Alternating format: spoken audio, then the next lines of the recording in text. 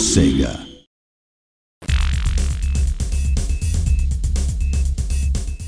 Today we're here at the Cologne Games Convention to announce Napoleon Total War, the latest in the Total War series, hot on the heels of Empire. This is literally the perfection of everything that we began with Empire, and hopefully this time around will be our greatest Total War to date. For a start, I would say that the reason that CA is focusing on a character versus just a large sweep of time this time around with Napoleon Total War is that Napoleon literally was an era, the Napoleonic era. The man was such a great tactician and such a venerable leader that he literally defined an age of warfare. So coming hard on the heels of Empire and the concentration on the 18th century there, it made really good sense to focus on the advances and indeed the tactics and the battles of Napoleon. Well, the main story does of course follow Napoleon and the rise of France and the power of France. So if you want to play through the narrative, then you want to focus on playing the French. However, if you want to go ahead and have a go at the other factions and oppose yourself against France and try and fight against the military might that they become, then we are looking at getting the other nations into the game, especially towards the end in the third campaign, which is the Grand European campaign, where you'll probably get a chance to play as Britain and Russia and Austria and other major nations at the time.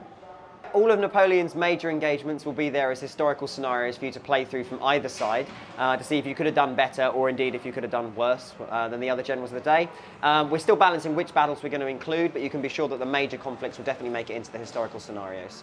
When we begin, Napoleon has just been given charge of the armies in Italy in order to see off the Austrians. Now the appointment by the French ruling class there at that point was that Napoleon was supposed to just go away and kind of keep the Austrians quiet. Instead he used it as an opportunity to really make his name on the battlefield and do some serious damage to the Austrian Empire.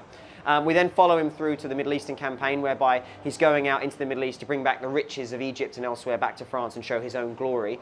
The idea there being to cement his public opinion in France as very high. And then finally we come into the final phase, which is Napoleon as Emperor of France, taking on all the allied European powers and hopefully, if you play well, going beyond and above what Napoleon was able to achieve historically.